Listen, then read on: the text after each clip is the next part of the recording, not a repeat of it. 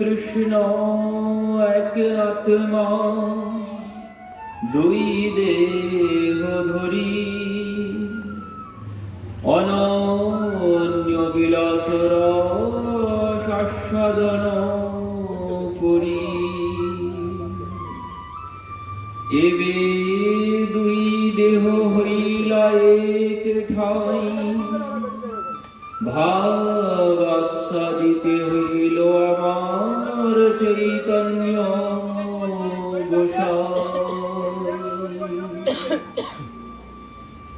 রাধা কৃষ্ণ এক আত্মা, দুই দেহ ধরি অনন্য বিলাস রস আস্বাদন করি। এবে দুই দেহ হইলা এক ঠাই, ভাব আস্বাদিতে হলো আমার চৈতন্য গোসাই। কলি পাবন অবতার চৈতন্য মহাপ্রভু কি জয়। তো তিনি এই কলিকে তিনি পবিত্র করেছিলেন। এই জন্য তিনি কলি পাবন অবতার, মানে কলিকে তিনি পবিত্র করেছিলেন। তো তিনি যদি না আসতেন তো এই কলি পবিত্র হতো না। তিনি এসেছিলেন বলে এই ধরাধামে আজ আমরা এত সুযোগ পেয়ে গেছি, আমরা পবিত্র হতে পেরেছি। আর সেই শুভ মুহূর্ত আমাদের সম্মুখে এসে উপস্থিত হয়েছে। 1407 মাস যে ফাল্গুন, পূর্ণমাসী সন্ধ্যাকাল হইল শুভক্ষণ। 1407 মাস যে ফাল্গুন, পূর্ণমাসী সন্ধ্যাকাল হইল শুভক্ষণ। বলছেন সে সময়ে যত যত শুভ মুহূর্ত ছিল, সেই ব্রহ্মাণ্ডে যত আছে সুমঙ্গল, অনন্ত ব্রহ্মাণ্ডে যত আছে সুমঙ্গল, সেই পূর্ণিমা আসি মিলিল সকল।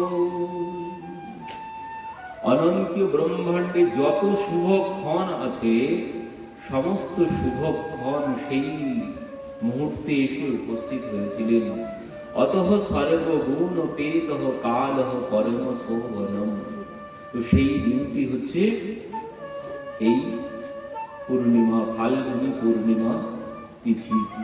এ বড় মঙ্গলের তিথি, বড় পবিত্র তিথি। যত সুমঙ্গল সব এই পবিত্র তিথিতেই উপস্থিত হন। কিন্তু দুর্ভাগ্যের বিষয়, এই পবিত্র তিথিতে আমরা সবাই অপবিত্র কর্মে মগ্ন হই। আমরা এই দিনের মাহাত্ম্য কেউ জানি না। এই যে ফাল্গুনী পূর্ণিমা তিথি, সারাদিন আমরা রং খেলি দুপুর পর্যন্ত। দুপুরের পরে কি হয়, তারপরে সন্ধ্যাবেলা মদ মাংসের ফোয়ারা উঠতে থাকে। কিন্তু এই দিন যে এত পবিত্র দিন, স্বয়ং কলি পাবন অবতার চৈতন্য মহাপ্রভু তিনি অবতীর্ণ হয়েছিলেন এই দিনে। কোথায় এই দিনে করতে হবে ব্রত নিয়ম, নাম জপ, তা না করে আমরা উল্টো পথে, উল্টো মতেই আমরা সবাই চলেছি। এই দিনের গুরুত্ব আমরা জানি না। যতদিন না এই দিনের গুরুত্ব আমরা বুঝবো, যতদিন না এই দিনের গুরুত্ব আমরা বুঝবো, ততদিন আমাদের সৌভাগ্যের উদয় কিছুতেই সম্ভব নয়। যতদিন না এই দিনের গুরুত্ব আমরা বুঝবো, ততদিন বাঙালি জাতির কোনোদিন সৌভাগ্যের উদয় হবে না। এই দিনের গুরুত্ব না জানলে, কারণ এদিন এত পবিত্র দিন, এই কলিযুগকে তিনি ধন্য করার জন্য এই কলিযুগে অবতীর্ণ হয়েছিলেন। এখান থেকে বেশি দিন আগে নয় তো, 541 বৎসর আগের কথা। এই কলিযুগে, অন্য কলিযুগে নয়। এই 27 নম্বর কলিযুগে এখন। তো এই কলিযুগে এখান থেকে 541 বৎসর আগের কথা। তো সেই দিনটি আমরা মানতে পারি না। যেদিন তিনি এসেছিলেন কাদের জন্য? কৃত পাপী দুরাচার নিন্দুক পাষণ্ডী আর কেহ যেন বঞ্চিত না হয়। নিন্দুক পাষণ্ডী কৃত পাপী দুরাচার, যত যত পাপী দুরাচার আছে সবাইকে তিনি ধন্য করার জন্য এদিন এসেছিলেন। বলছেন, তুমি এই প্রেম যবে বিলাবা, মূর্খ নিজ পতিতেরে আগে দিবা। অদ্বৈত প্রভু বলছেন, এই প্রেম তুমি যখন বিতরণ করবে তখন কি করবে? মূর্খ নিজ পতিতেরে এই প্রেম আগে তুমি দিবা। তো তিনি সেই প্রেম প্রদানের জন্য এসেছিলেন এই ফাল্গুনী পূর্ণিমা তিথিতে। কিন্তু আমরা সেদিনের বাঙালি হয়ে, তাও কি আবার আমাদের বাংলায় এসেছেন, অন্য জায়গায় এলে তো বাদ দিতাম, না হলে আমাদের বাংলায় এসেছেন, তবুও আমরা এই বাঙালি জাতি সেই দিনের গুরুত্ব জানি না। সেদিন আমরা ব্রত নিয়ম বাদ দিয়ে, নাম বাদ দিয়ে আমরা সবাই মদ মাংসের গোয়ারা তুলতে থাকি। এর মতো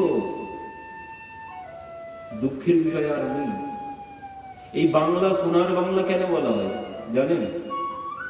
সোনার বাংলা কেন বলা হয়? ওই সোনার গৌর এসেছিলেন, তাই এই বাংলাকে সোনার বাংলা বলা হয়। কিন্তু সেদিনের মাহাত্ম্য আমরা কেউ বুঝি না। তিনি আমাদের জন্যই এসেছিলেন, এই কলির জীব তিনি যদি না আসতেন তাহলে তো আমরা উদ্ধারই পেতাম না। অদ্বৈত প্রভু যখন এসে দেখলেন জীবের দুঃখ দেখে তিনি ডাকতে শুরু করেছেন, যে বিষয়ে নিমগ্ন লোক দেখি কৃষ্ণ বহির্মুখ। সব কৃষ্ণ বহির্মুখ, এখান থেকে 600 বৎসর আগে। তো সেই কৃষ্ণ বহির্মুখ জীব, তাদের কল্যাণ কি করে হবে? সেই জন্য তিনি তাকে নামিয়ে এনেছিলেন। আর তিনি এসেছিলেন এই দিনটিতেই, এই ফাল্গুনী পূর্ণিমা তিথিতে। আর এই ফাল্গুনী পূর্ণিমা তিথিতে তিনি যখন এসেছিলেন তখন কি হয়েছিল? তখন সেই সমস্ত নবদ্বীপ নয়, বললেন সমস্ত জগৎ, সমস্ত জগৎ ভরি উঠিল রোল, হরি বল হরি বল। সমস্ত জগৎ ভরি উঠিল রোল, সমস্ত জগৎময় এই ধ্বনি চারিদিকে। এমনও কি হয়েছিল সে সময় এই অবস্থা দেখে? কেন সমস্ত জগৎ কেন হরিবোল ধ্বনি করতে শুরু করেছেন? কারণ সমস্ত জগৎ এই ধ্বনি বলতে শুরু করেছেন এই জন্যে, সেদিন কি হয়েছিল?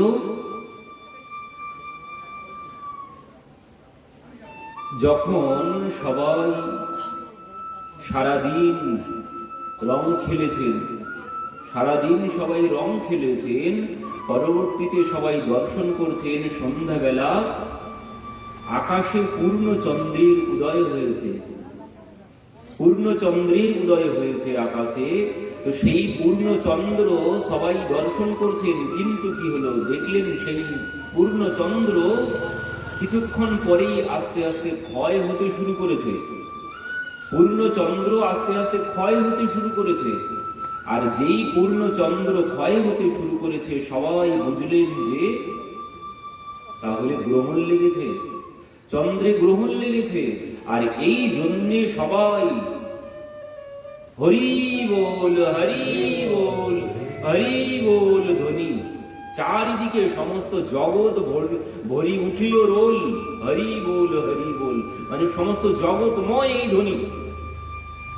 কেন? কারণ গ্রহণ লেগেছে। আর গ্রহণের সময় নাম জপ করতে হয়, গ্রহণের সময় ভগবানের নাম জপ করতে হয়। তো এই গ্রহণ সবাই যখন দর্শন করলেন, সবাই নাম করতে শুরু করেছেন।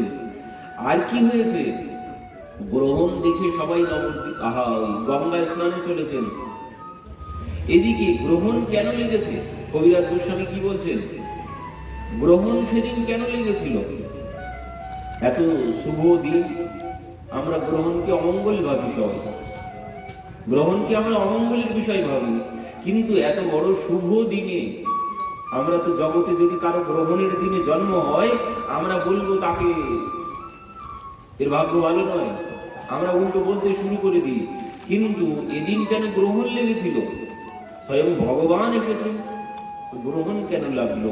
কারণ গ্রহণ লেগেছে এই জন্যে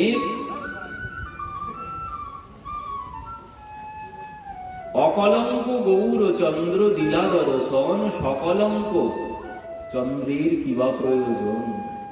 চন্দ্র ভাবতে শুরু করেছে, যেখানে অকলঙ্ক গৌর চন্দ্র তিনি এসেছেন এই ধরাধামে, যেখানে অকলঙ্ক গৌর চন্দ্র তিনি অবতীর্ণ হয়েছেন এই ধরাধামে, আমার আর কিসের প্রয়োজন, আমার কিসের প্রয়োজন? তো সেই চন্দ্রদেব তিনি কি করলেন, নিজের মুখ ঢেকে নিলেন। কেন? লজ্জাতে।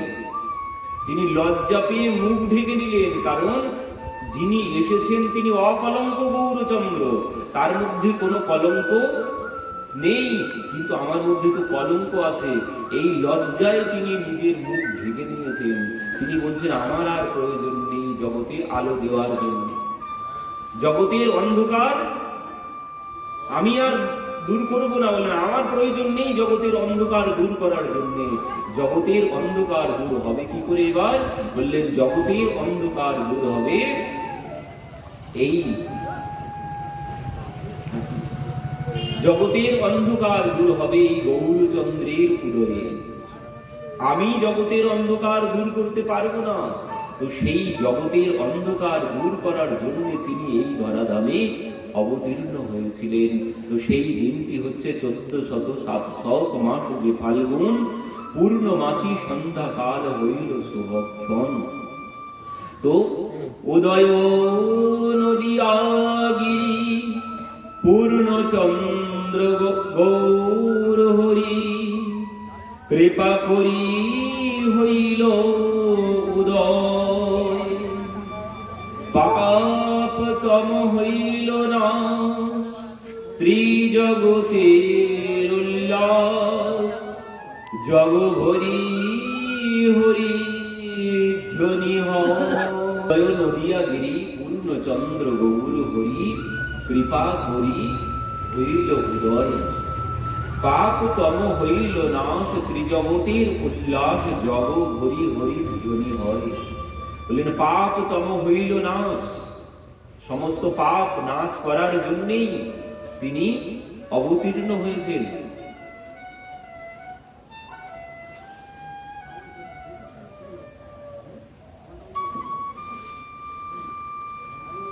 কি বলছেন? পাপ তম হইল নাশ, ত্রিজগতের উল্লাস, জগ হরি হরি ধ্বনি হয়। সমস্ত পাপ তম নাশ হয়ে গেছে, তিনি সমস্ত পাপ নাশ করার জন্যে অবতীর্ণ হয়েছিলেন এই ধরাধামে, এই কলির পাপী তাপীকে উদ্ধার করার জন্য। কিন্তু দুঃখের বিষয়, তিনি যে এসেছিলেন পাপী তাপীকে উদ্ধার করার জন্য, কিন্তু আমরা এখনো উদ্ধার হতে পারিনি। এর গুরুত্ব তার গুরুত্ব আমরা এখনো বুঝতে পারলাম না, এখনো তার গুরুত্ব দিতে আমরা পারি না। যতই আমরা শিক্ষিত হই না কেন, যতই আমরা শিক্ষিত হই, তবুও আমরা তার গুরুত্ব দিতে এখনো তার গুরুত্ব অনুধাবন করতে আমরা পারলাম না। তিনি যে এসেছিলেন আমাদের জন্যে।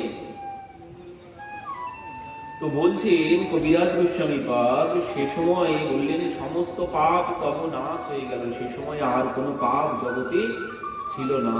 কেন? বললেন স্বয়ং ভগবান তিনি অবতীর্ণ হয়েছেন। তো সীতানাথ আনন্দে নাচছেন আর বলছেন এনেছি এনেছি, আমি তাকে নামিয়ে এনেছি। হরিদাস ঠাকুর তিনি বুঝতে পেরেছেন, কিন্তু আর কেউ বুঝতে পারছেন না যে তিনি কি বলছেন। একমাত্র হরিদাস ঠাকুর তিনি বুঝতে পেরেছেন। অদ্বৈত প্রভু তিনি বলছেন আমি তাকে নামিয়ে এনেছি, এনেছি এনেছি বলে নাচতে শুরু করেছেন, কিন্তু কেউ কোনো কিছু বুঝতে পারছেন না কি এনেছেন তিনি। কিন্তু হরিদাস ঠাকুর তিনি বলছেন আমি বুঝতে পেরেছি, পাপ তম হইল নাশ, ত্রিজগতের উল্লাস, জগ হরি হরি ধ্বনি হয়। সেই ক্ষণে নিজালয়ে উঠিয়া অদ্বৈত রায়ে নৃত্য করে আনন্দিত মনে। সেখানে বলছেন পাপ তম হইল নাশ, ত্রিজগতের উল্লাস, জগ হরি হরি ধ্বনি হয়। সেইখানে নিজালয়ে উঠিয়া অদ্বৈত রায়ে নৃত্য করে আনন্দিত মনে। অদ্বৈত প্রভু এবার নাচতে শুরু করেছেন। কেন? তিনি তাকে নামিয়ে এনেছেন। তিনি যদি তাকে নামিয়ে না আনতেন, এই অদ্বৈত প্রভু যখন এসেছিলেন এই ধরাধামে 600 বৎসর আগে, তিনি এসে কি দেখলেন? এখানে কলির জীবের অবস্থা তখন কেমন ছিল? কলির জীবের অবস্থা তিনি বলছেন, বিষয়ে সকল মত্য নাই কৃষ্ণ নাম তত্ত্ব, ভক্তি শূন্য হইল অবনী। এখানে কোনো ভক্তি নেই, সবাই বিষয়ে মত্ত হয়ে গেছে। তো এই দেখে সীতানাথের প্রাণ কাঁদতে শুরু করলো যে এই কলির জীব যে পথে চলেছে, এদের উদ্ধার কি করে হবে? তখন কিন্তু ধর্মকর্ম কোনো কিছু ছিল না। এখান থেকে 600 বৎসর আগে তখন ধর্ম কি ছিল? এখান থেকে 600 বৎসর আগে ধর্ম ছিল একমাত্র ধর্ম, ওই মায়ের পূজা করো, ধর্ম কর্ম লোক সব এই মাত্র করে, মঙ্গল চণ্ডীর গীত করে জাগরণে, যেবা চক্রবর্তী ভট্টাচার্য সব তাহারাও না জানে গ্রন্থে অনুভব। যে সমস্ত চক্রবর্তী ভট্টাচার্য তারাও ধর্মের অর্থ বুঝতেন না। তারা কি করতেন? তারা বলতেন ধর্ম হচ্ছে মায়ের পূজা করো আর মায়ের সম্মুখে এনে নিরীহ প্রাণীগুলোকে বলি দাও, এটাই হচ্ছে ধর্ম, আর ওটাই হচ্ছে মায়ের প্রসাদ, ওগুলোই সবাই গ্রহণ করো। এই ধর্ম ছিল, এই ধর্ম ছিল এখান থেকে 600 বছর আগে, অন্য কোনো ধর্ম ছিল না। তুই এই অদ্বৈত প্রভু তিনি যখন এই অবস্থা দেখলেন, তিনি দেখে কাঁদতে শুরু করেছেন যে এই সমস্ত জীবের উদ্ধার কি করে হবে। একটা বড় রহস্যের বিষয় দেখুন, এই অদ্বৈত প্রভুকে, এই অদ্বৈত প্রভুকে আমরা তার পরিচয় অনেকেই হয়তো খুব ভালোভাবে জানি না। এই অদ্বৈত প্রভুর পরিচয়, এই অদ্বৈত প্রভু তিনি কিন্তু এতদিন ওই যে মৎস্য কুর্ম বরাহ রাম পরশুরাম আদি যত অবতার ধারণ করেছেন, এই জগৎকে যিনি রক্ষা করেছেন এতদিন ধরে, তিনি কিন্তু অদ্বৈত প্রভু।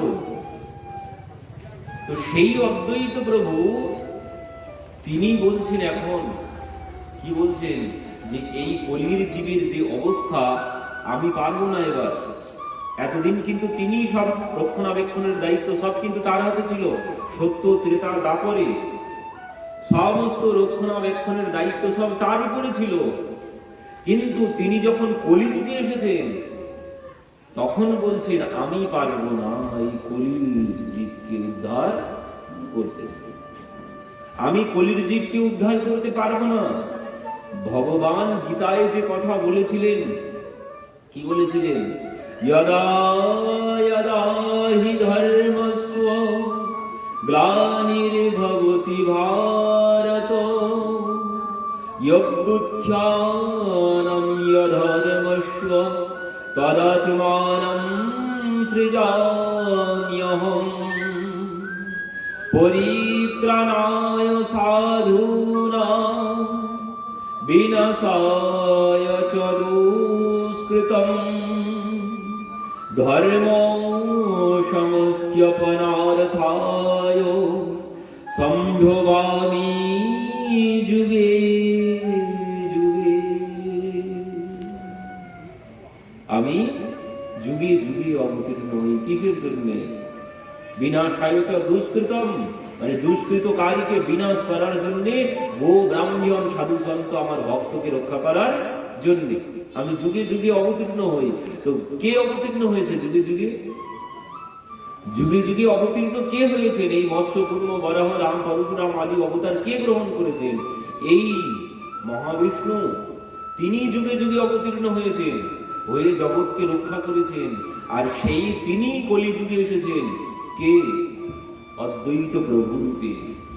সেই মহাবিষ্ণু আর মহাদেব দুইজনা একসাথে কি বলছেন? সীতানাথ অদ্বৈত প্রভু সেই নবদ্বীপে বৈশে বৈষ্ণব অগ্রগণ্য অদ্বৈত আচার্য নাম সর্বলোক ধন্য। জ্ঞান ভক্তি বৈরাগ্যের গুরু মুখ্যতর, কৃষ্ণ ভক্তি বাখানিতে এ হেন শঙ্কর। ভক্তিতে তিনি শঙ্কর মহাদেবের মতো। কেন? কারণ তিনি বৈষ্ণবানাম যথাসম্ভু, তার মতো বড় ভক্ত আর নেই, কিন্তু আমরা ওনাকে চিনি। নাগেন্দ্র হারায় ত্রিলোচনায় ভস্মঙ্গ রাগায় মহেশ্বরায়, আমরা তাকে চিনি, কিন্তু এই মহাদেবকে চিনি না। আমরা ওই যার মাথায় জটা জুটো আছে, গঙ্গা বইছে, গলায় সর্পের মালা, পরনে বাকছাল, আমরা তাকে চিনি। কিন্তু তিনি যে কলিযুগে অদ্বৈত প্রভু রূপে এসেছেন, আমরা তার সংবাদ রাখি। কয়জন রাখি? আমরা কয়জন রাখি? শিবরাত্রির ব্রত আমরা করেছি, অদ্বৈত সপ্তমী ব্রত করেছি। শিবরাত্রির ব্রত করার জন্য তো ভিড়, লাইন লেগে যায় সেদিন। কিন্তু কলিযুগে যে ব্রত শ্রেষ্ঠ, শিবরাত্রি ব্রত থেকেও, যেটি হচ্ছে অদ্বৈত সপ্তমী, কয়জন জানি আর কয়জন পালন করেছি সেই অদ্বৈত সপ্তমী ব্রত? কারণ সেই মহাদেবী তিনি কলিযুগে এসেছেন অদ্বৈত প্রভু রূপে। মহাদেব এসেছেন কলিযুগে অদ্বৈত প্রভু রূপে, কিন্তু আমরা তাকে চিনি না, আমরা তাকে চিনি না। অথচ আমরা শিবরাত্রি ব্রত করছি, ওতে কোনো লাভ হবে না। তো এই অদ্বৈত প্রভু, এই অদ্বৈত তত্ত্ব আগে জানতে হবে, মঙ্গল তখনই হবে। তার চরণ আশ্রয় না করলে কোনোদিন কল্যাণ সম্ভব নয়, কোনোদিন ভক্তি লাভ সম্ভব নয়। এই অদ্বৈত প্রভু আর সীতা ঠাকুরানী, তাদের হাত দিয়েই কৃপা লাভ হবে। সীতা ঠাকুরানীকে তো একদমই চিনি না, হয়তো অদ্বৈত প্রভুকে একটু একটু জানি চিনি, কিন্তু সীতা ঠাকুরানীকে তো একদমই কেউ জানে না। তিনি হচ্ছেন যোগমায়া, এই অদ্বৈত প্রভুর গরণী তিনি, তাকে আমরা কেউ চিনি না। এনারা দুইজন কৃপা না করলে কিছুতেই আমরা প্রেম ভক্তি লাভ করতে পারবো না। আর প্রেম ভক্তি যতদিন না লাভ হচ্ছে, ও সব ভস্মে ঘি ঢালাই হবে। যতদিন না প্রেম ভক্তি লাভ হচ্ছে, কোনো লাভ হবে না। কিন্তু একমাত্র সাধ্য সার কি? সাধ্য সার হচ্ছে প্রেম ভক্তি, সাধ্য সার। যখন তপন মিশ্র মহাপ্রভুর কাছে গিয়েছেন, তপন মিশ্র হচ্ছেন মহাপ্রভুর প্রথম শিষ্য। তপন মিশ্র মহাপ্রভু প্রথম নাম দীক্ষা এনাকে প্রদান করেছিলেন, প্রথম নাম দান করেছিলেন এনার কর্মে। তখন মহাপ্রভুও দীক্ষা গ্রহণ করেননি, কিন্তু তপন মিশ্রকে তিনি প্রথম নাম দিয়েছিলেন। তো তপন মিশ্র মহাপ্রভুর কাছে গিয়ে বলছেন যে, প্রভু, আমি সাধ্য সাধন তত্ত্ব কি বুঝতে পারছি না, সাধ্য সাধন তত্ত্ব কি আমি বুঝতে পারছি না। তো তুমি তো পণ্ডিত, কৃপা করে আমাকে সাধ্য সাধন তত্ত্ব বোঝাও। তখন নিমাই পণ্ডিত, মানে জগৎ বিখ্যাত, ওনার থেকে বড় পণ্ডিত আর কেউ নেই, তিনি জগৎ বিখ্যাত পণ্ডিত। তো তপন মিশ্র গিয়েছেন, এই সাধ্য সাধন বিষয় কি আপনি আমাকে একটু বুঝিয়ে বলুন। তো মহাপ্রভু সেখানে কি বললেন? বলছেন, দেখো, জপিতে জপিতে যবে ভাব অঙ্কুর হবে সাধ্য সাধন তত্ত্ব, তখন তুমি বুঝিবে, তার আগে কোনো কিছু বুঝবে না। তো কি জপ করতে হবে? যিনি নাম জপ করো, হরে কৃষ্ণ কৃষ্ণ কৃষ্ণ হরে হরে, হরে রাম রাম রাম হরে হরে। বলেন, এই নাম যতদিন না তুমি জপ করছো, এই নাম যতদিন না তুমি আশ্রয় করছো, ততদিন তোমার এর মধ্যে সাধ্য সাধন তত্ত্ব কোনো কিছু প্রবেশ করবে না। প্রেম ভক্তি লাভের উপায় কি? প্রেম ভক্তি লাভের উপায় হচ্ছে এই নাম জপ। মহাপ্রভু বললেন যে এই নাম জপ ছাড়া কোনোদিন কল্যাণ হবে না। এই নাম জপ ছাড়া, বলছেন, ভক্তির সাধন শুনিতে হইল মন, প্রভু উপদেশে হইল নাম সংকীর্তন। ভক্তির সাধন মানে ভক্তি লাভ কি করে হবে?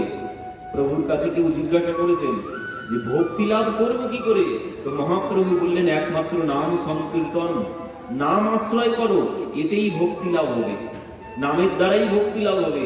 নাম আশ্রয় ছাড়া ও ভাগবত পাঠ কোনো কিছু মাথার মধ্যে যাবে না।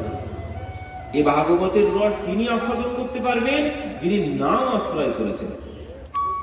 তিনি একমাত্র এই ভাগবত কথা শ্রবণ করে তার কল্যাণ হবে, তিনি আনন্দ পাবে। আর এই রস আস্বাদন করতে পারবে না অন্য কেউ। যিনি নাম আশ্রয় না করেছেন, তিনি এই রস কিছুতেই আস্বাদন করতে পারবেন না। যিনি নাম আশ্রয় করেছেন হয়তো পারবেন কিছু, একদম ফিরে তো যাবেন না, কিছু পাবেন, কিন্তু সম্পূর্ণরূপে রস আস্বাদন করতে গেলে নাম আশ্রয় করতে হবে। নাম আশ্রয় ছাড়া এর মধ্যে কোনো কিছু সাধ্য সাধন তত্ত্ব, কোনো কিছু এর মধ্যে প্রবেশ করবে না। তো সেই সাধ্য সাধন তত্ত্বে রামানন্দ আচার্যজি কি বললেন? প্রেম ভক্তি সাধ্য সার। একমাত্র প্রেম ভক্তি সাধ্য সার।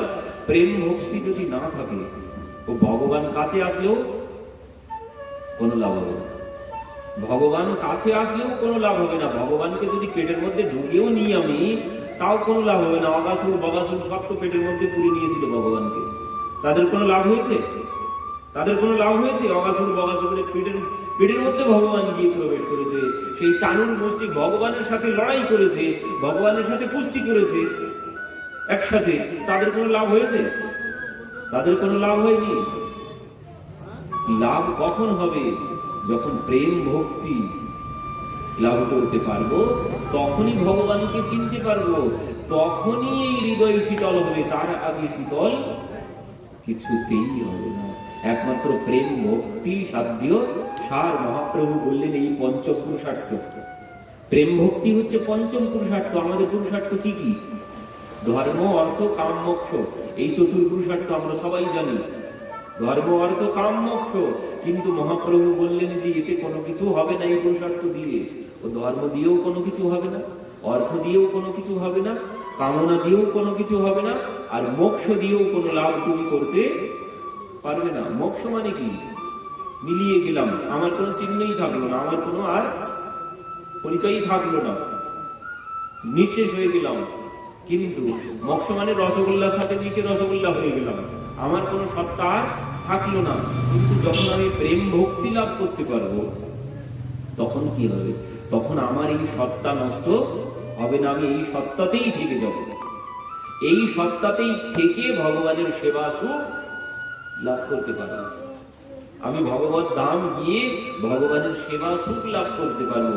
আর এটাই হচ্ছে সর্বসাধ্য সার। এই পাওয়াই হচ্ছে সর্বসাধ্য সার, সেবা সুখ।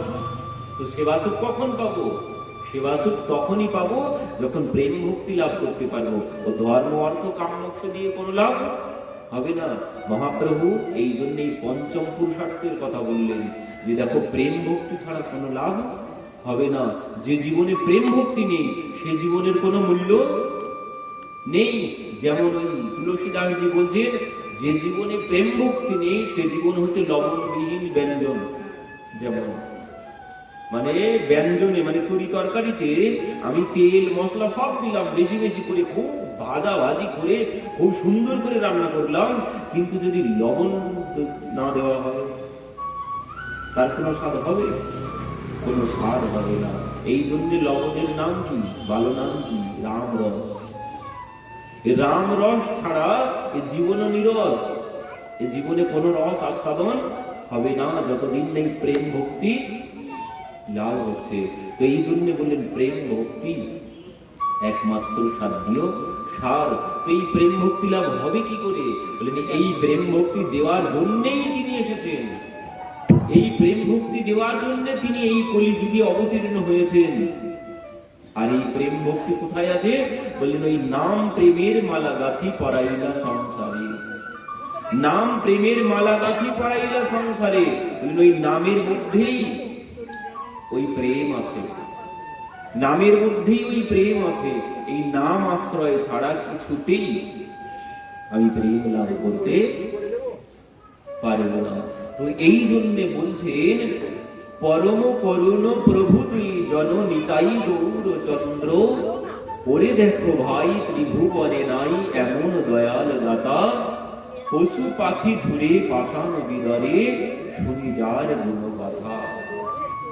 যদি ভজিতে হয় ভজ ভজ ভাই চৈতন্য নিতাই সুদৃঢ় বিশ্বাস করি, বিষয়ে ছাড়িয়া সে রসে মজিয়া একবার মুখে বলো হরি হরি হরি বল হরি বল। কি বললেন? বিষয়ে ছাড়িয়া সে রসে মজিয়া একবার মুখে বলো হরি হরি। বিষয়ে, ওই যে বিষয়, অদ্বৈত প্রভু বললেন অবস্থা কি জীবের? বিষয়ে সকল মত্ত, নাই কৃষ্ণ নাম তত্ত্ব, সবাই বিষয়ে মত্ত। বিষয় কি? রূপ, রস, গন্ধ, শব্দ, স্পর্শ, এই হচ্ছে বিষয়। আর এই বিষয়েই জগৎ মত্ত। তো বললেন ওই বিষয়ে ছেড়ে একবার এই হরি বল বলো, তাহলে তোমার কল্যাণ হয়ে যাবে। তো সেই জন্যেই এই প্রেম দান করার জন্য তিনি নিত্যানন্দ প্রভুকে একদিন বললেন, বিরলে নিতাই লইয়া হাতে ধরি বসাইয়া মধুর কথা কন ধীরে ধীরে। একদিন নিত্যানন্দ প্রভুকে তিনি পাশে বসিয়েছেন, বসিয়ে বলছেন, নিতাই, আমি তো এসেছি পতিতকে পাবন করতে, পতিতকে পাবন করতে। তো সেই পাবন হবে কি করে তারা, সেই পাবন তারা কি করে হবে? তো বললেন, তুমি যাও কলি জীবের দ্বারে দ্বারে গিয়ে, কলি জীবের দ্বারে দ্বারে গিয়ে তুমি এই নাম প্রচার করো। কলি জীবের দ্বারে দ্বারে গিয়ে তুমি এই নাম প্রচার করো। বললেন, কৃত পাপী দুরাচার নিন্দুক পাষণ্ডী আর কেহ যেন বঞ্চিত না হয়। নিতাই, তুমি যারে পাবে তাকে এই ব্রজ প্রেম দিও, তারে এই ব্রজ প্রেম তুমি সবাইকে দান করবে, কেউ যেন বঞ্চিত না হয়। তো সেই নিত্যানন্দ প্রভু যিনি দাপরে যখন এসেছিলেন, তার এত ক্রোধ ছিল দাপরে, তিনি সুত গোস্বামী তাকে প্রণাম করেন। ভাগবত পাঠের আসরে গেছেন, তো সুত গোস্বামীজি ভাগবত পাঠ করছেন, সেখানে তিনি গিয়ে উপস্থিত হয়েছেন। তো শ্রোতারা সবাই তাকে প্রণাম করেছে, কিন্তু যিনি ভাগবত পাঠ করছেন ব্যাস আসনে বসে, তিনি তাকে প্রণাম করতে পারেননি। এই জন্য তিনি প্রধান্বিত হয়ে গেছেন, সঙ্গে সঙ্গে সেই ব্যাস আসনেই হত্যা করে ফেললেন সুত গোস্বামীজিকে। এত ক্রোধ ছিল তার।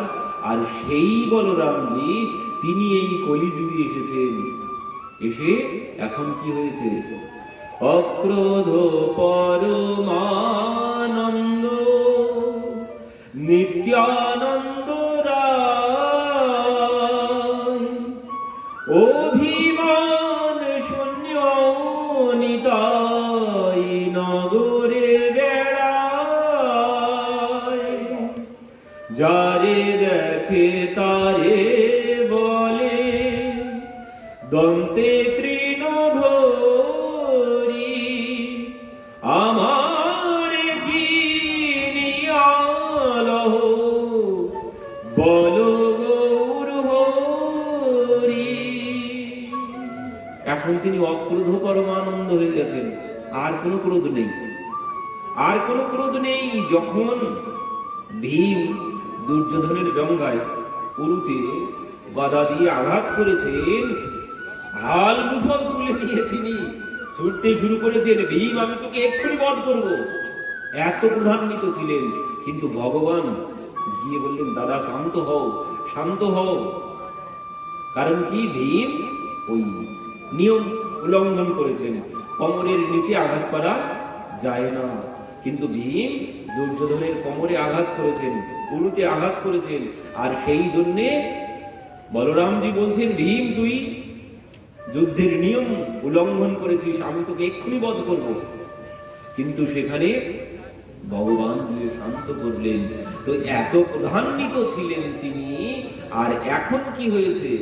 এখন তিনি এমন ভাবে মানে সমস্ত ক্রোধ পরিত্যাগ করেছেন, করে কি হয়েছে, নিজে এবার সেই জগাই মাধাই কপালে সেই মদের ভাণ্ড ছুঁড়ে মারল, মাথা ফেটে রক্ত বার হচ্ছে। মহাপ্রভু থাকতে পারলেন না, সুদর্শন বলে ডাক দিলেন। সঙ্গে সঙ্গে সুদর্শন এসেছে। নিত্যানন্দ প্রভু মহাপ্রভুর চরণে গিয়ে পড়ছেন, তুমি যে বলেছিলে রাম আদি অবতারে ক্রোধে নানা অস্ত্র ধরে পাপি তাপি করেছি সংহার, এবে অস্ত্র না ধরিব প্রাণে কাউরে না মারিব, প্রেম দিয়া চিত্ত শুদ্ধি করিব সবার। সবাইকে প্রেমিক বানাবো, এবার কাউকে আর হত্যা করবো না। ও যত পাপি তাপি আছে সবাইকে আমি প্রেমিক বানাবো, এই প্রেম দান করবো সবাইকে। কারণ এই প্রেম ছাড়া জীবনে কোনো কল্যাণ হবে না। প্রেম ছাড়া যখন দেখবেন জীবনে প্রেম আসবে তখনই জগৎ সুন্দর বলে মনে হবে। সবকিছু সুন্দর তখনই মনে হয় যখন প্রেম থাকবে জীবনে, আর যখন প্রেম না থাকবে জীবনে তখন জগৎ নিরস। জগৎ নিরস, জগতে কোনো রস আস্বাদন হবে না যখন প্রেম না থাকবে জীবনে। এই প্রেম এলেই জগৎকে তখন সুন্দর মনে হবে। এই জন্য প্রেমই হচ্ছে সর্বসাধ্য সার। তো সেই প্রেম দেওয়ার জন্য তিনি এই কলিযুগে অবতীর্ণ হয়েছিলেন এই ধরাধামে। আর সে সময়ে কি হয়েছিল বলছেন, সে সময়ে মহাপ্রভু যখন এসেছিলেন এই কলির জীব সবাই, এমনকি